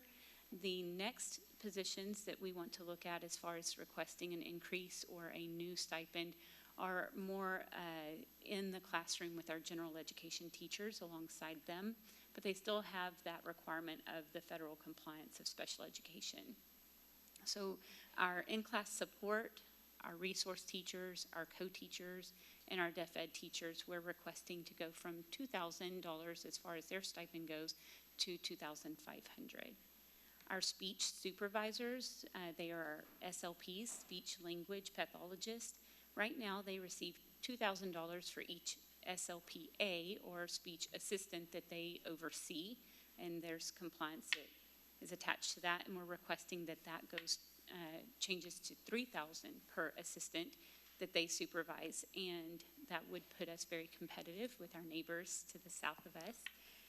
We're requesting a new stipend for a growing population in our district, which would be our dyslexia students. We are quickly seeing a rise in the number of students that we serve there and the number of specialists that we hire to serve those students. So to be in alignment with our special education DIAG leads and our LSSP lead, we're requesting a lead dyslexia specialist and to be compensated in the same manner. And then the last one, we already offer a bilingual stipend for our diagnosticians who are bilingual, but because our speech language pathologists and our LSSPs are not governed under TEA or SBEC, they're they're governed by a medical board. They follow a completely different model for bilingual certification, which would leave it up to the district to create a local assessment to determine that they are bilingual.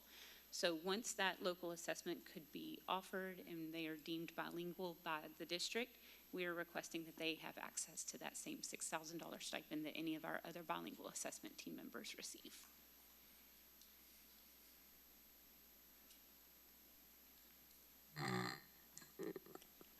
So then this is the final slide for the cost of these stipends in particular. And I want to affirm Mrs. Warren. She has done this model and we've thrown it back out and she's redone it and she's worked to restructure these things so that we could try to do them the most economically feasible way. But I want to touch on a couple things. Ms. Carabine said, talked about the legislatures and we don't have much leeway in this. I mean, these are positions that have to be filled with certified. We can't, the board last year approved DOI adjustments so we could, regular teachers, we had some leeway to be able to do that and fill some of those positions that way. But we can't do that with special ed, so we're kind of stuck on that. And the competition, as they've mentioned, is pretty stiff. And so to try to fill these positions, we feel like this is where we need to go with these. Also, as Dr. Ibarra mentioned, the contracted services in the prior presentation, those are very expensive, and some of these are services that are required. I mean, we don't have an option to say, well, we just won't do that because we can't afford it. So we have to do it one way or another, and doing it with contracted services is a much higher price tag. So we feel that this will give us the options to be able to do it in the most economical way feasible. It still is a pretty hefty price tag and bump for next year, but we feel like that's best for the district and for our students to move forward with these and work this out. So, Ms. Warren, we were talking about keeping us competitive with other districts, but did you come up with this model, the little crossover where teachers can move without losing their compensation? Was that your brainchild? So if you're referring to the slide where it says best on top, this here, yes, as far as aligning each one of those so that they are compensated the same, so we have that flexibility across the range of positions.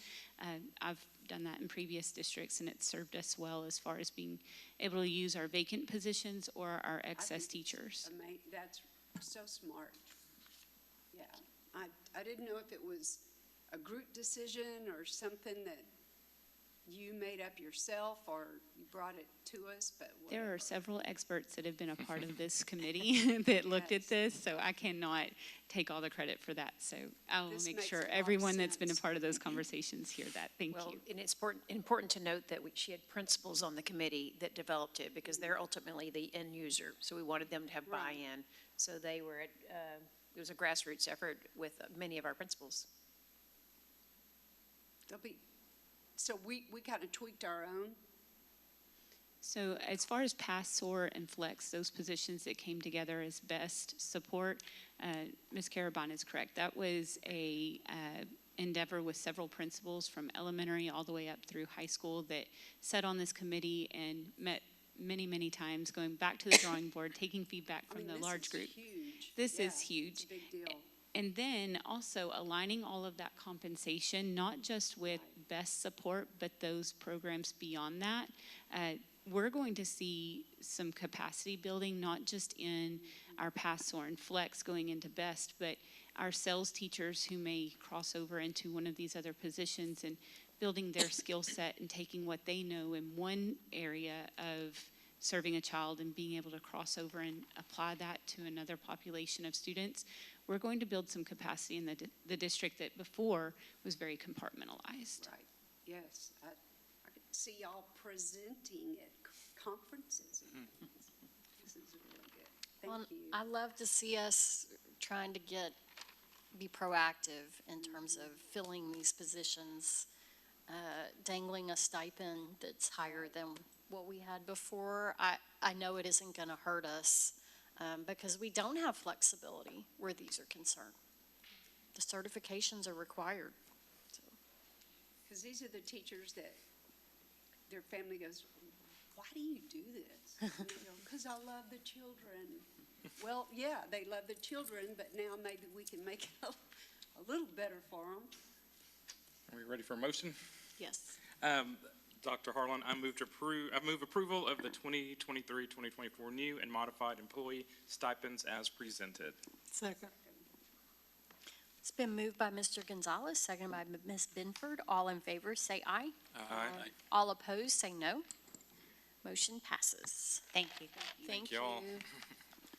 All right, next we move to finance. Consider approval of the purchase over $50,000 for the replacement of Merrill Green Stadium video board.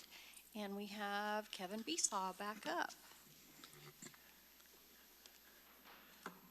Yeah, I have Derek Rush here as well to talk about this and answer any questions if we come to it. But we've talked about the scoreboard at Merrill Green for quite a while now.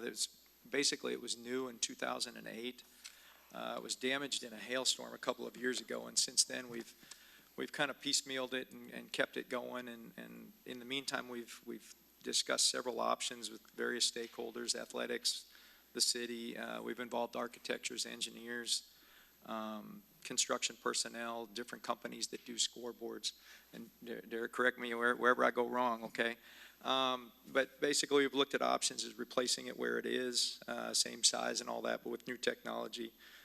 Looked at moving it to the north end of the stadium and talked to the city about what that would entail, rezoning and doing some different things with that.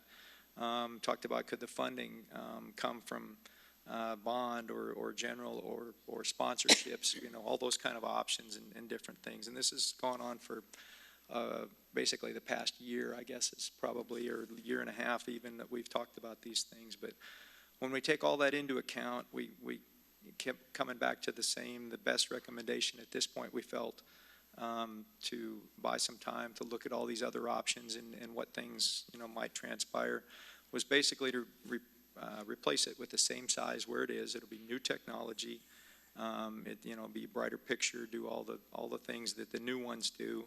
And we got a quote from the company that has been repairing it, keeping all of that going for us and working through that, because he was obviously the most familiar with the equipment and where it's at. And plus he could have it in, he could put it in this summer, have it in before the school year starts, has the supplies on hand and everything ready to go. Once we settled on that option, we reached out to other companies. We had 5 that were either on buy board, co-op purchasing, something that would qualify, to see if they could even come close to that. We received 2 other quotes. The closest one was about $55,000 more than the quote we got. The highest one was more than double that price. So our recommendation is, as we've got on there, to go with the RNS Integration Solutions for the $158,000, and that would be financed with about $125,000 that's from insurance reimbursement from the damage from the hailstorm, and then about $33,000 from general fund. The discussion about sponsorships, we think we'll probably be able to do some of that, but we're going to try to be a little more structured with how we do that, limited to the game times and those kind of things, so we're not using extra electricity, burning up the board and those kind of things like the current one had run from for basically all day, and so limit those kind of sponsorship or ads just so it'd be running during game time and things like that. So going back to the same place, Kevin, everything the same. Mm-hmm. Just a good look. Better.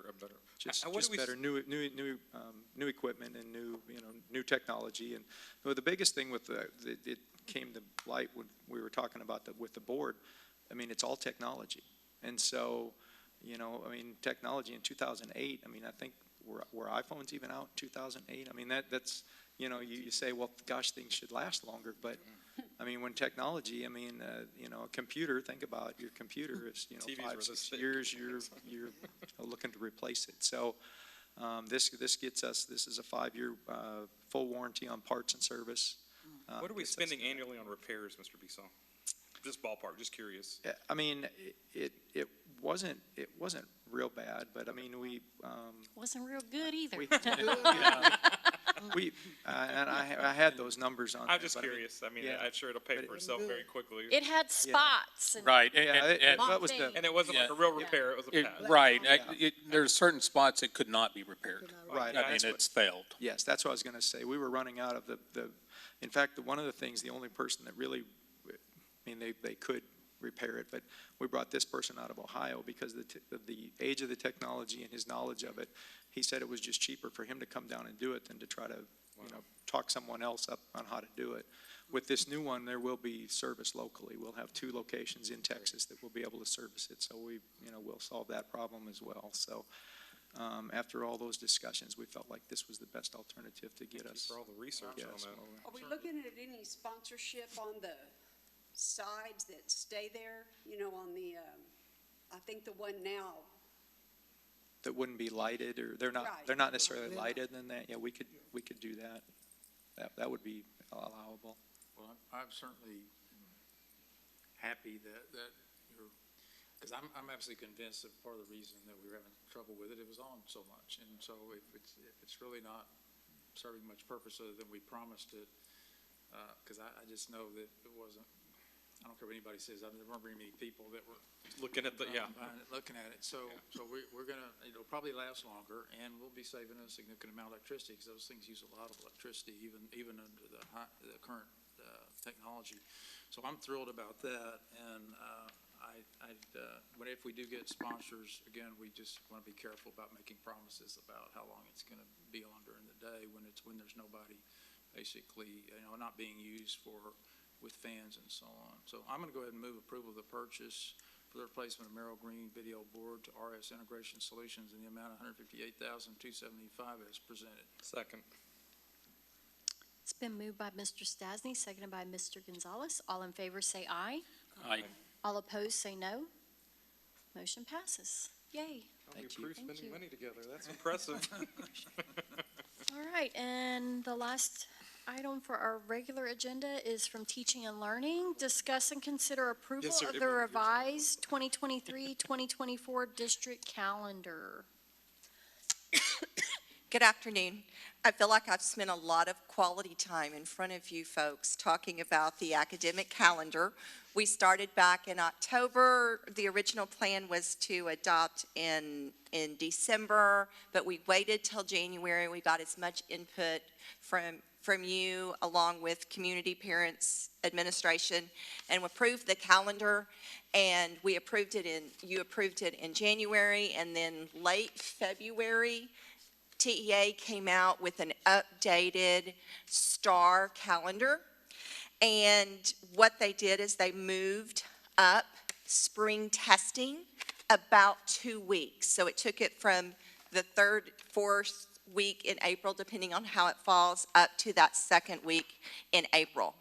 April the 10th was a day that we had approved to be an early release for professional development. That is actually in the middle of the first testing window.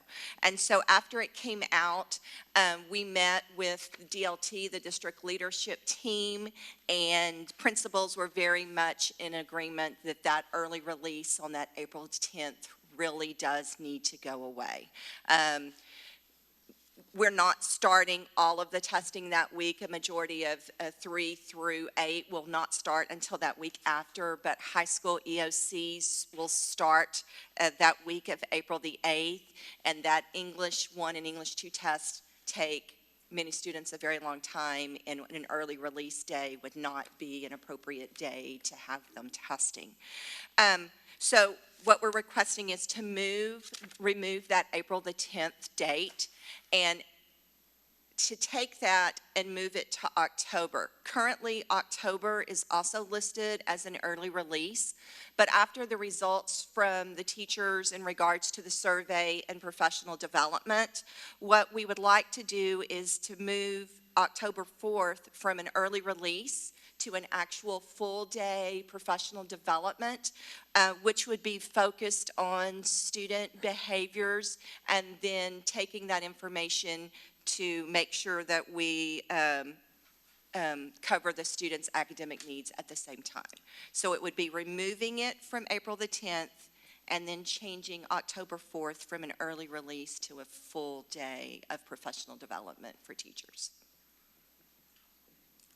Any questions for Donna Willett? Yeah, I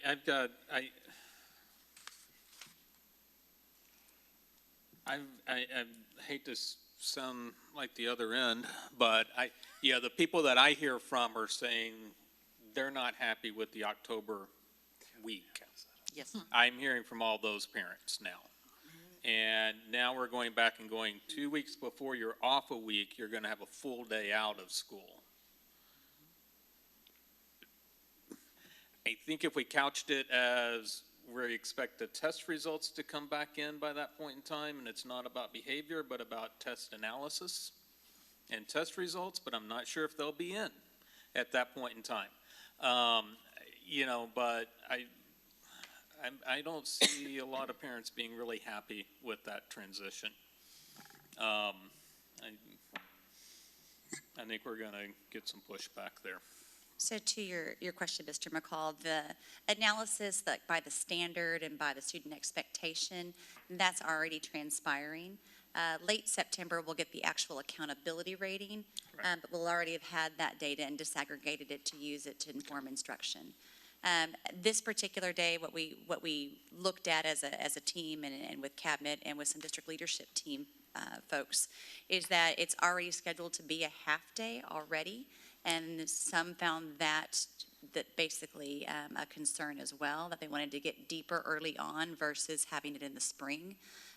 So we started looking for, well, based on all the surveys we just received and what's the feedback, and as people are closing out the year, there's a strong contention of, in a post-pandemic world, I need help with managing student behaviors. And the district support of Safe and Civil Schools has been incredible.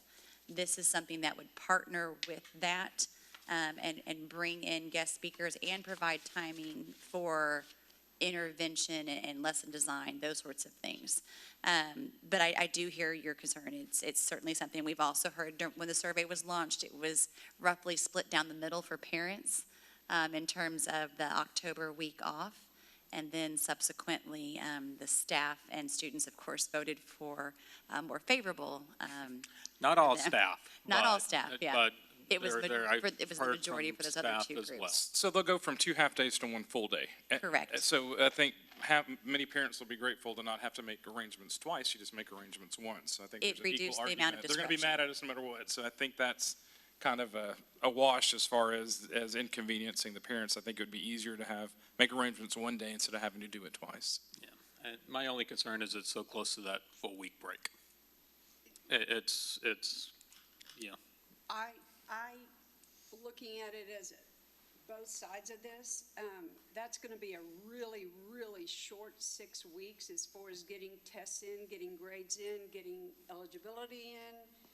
So the amount of tests given, the amount of grades given, it's going to be completely different that 6 weeks. They adjusted using the week of October in there so that it would not have that impact. And so we're going to, Grade with Grace is going to have to go in there. Progress reports will come out. Yes. Right before that week off, I think. It's just going to be real touchy on kids gaining their eligibility back. The and then progress being gone, and then having enough grades to, anyway. The progress report should come out the week before. My assumption, usually they come out on Wednesday, so that would be the 11th. So it's just going to be, we just make sure that everybody's on board and understands, because that's going to be a real change for And we don't have a choice. If the test has been moved, then we're kind of stuck. Well, we might need to look at another day. What are Yeah. we gonna do for, I mean, we kind of skimmed by a little bit for that week with the Boys and Girls Club and different things, but we're talking about a whole day. What are we gonna do for the kids that day? I mean, are we gonna see if we can maybe get the Boys and Girls Club or somewhere like that? Because they gotta get something, I mean, When we met prior to the approval of the original one, they very much are on board for days that we have professional development that are built in, that it's not also a holiday for them. You know, like they're not open on Labor Day. But if it's a normal work day and we are doing professional development, then they are still open. what are we gonna do about transportation? That's gonna be a problem. Well, and we were already gonna, that was already a half-day, right? Exactly. And that was a Wednesday, which feels weird, because I was thinking it was a Friday, but it's not. It's a Wednesday. And then the April date was also a Wednesday. That was a half-day. So, I mean, it's one of those, it is what it is, right? Sometimes it's for people who have to make arrangements. Making arrangements once is easier than having to make arrangements twice, perhaps. Yeah, and I'm glad we realized that we had a conflict before we got down that road. Yeah, thank you. Other discussion? Dr. Harlan, I move approval of the revised 2023-2024 district calendar as presented. Thank you. Is there a second? Second. Thank you, Mr. Stasny. It's been moved by Mr. Gonzalez and seconded by Mr. Stasny. All in favor, please say aye. Aye. All opposed, please say no. No. No. Okay. The ayes have it. Motion passes. Thank you. Thank you. All right. That gets us to closed session. All right. The board will now convene in closed session to discuss the following items. As allowed by Texas Government Code, Chapter 551.074 and .0821. It is now, no voting will take place in the closed meeting. Any action the board wishes to take as a result of discussion in closed session will take place after the board reconvenes in the open meeting.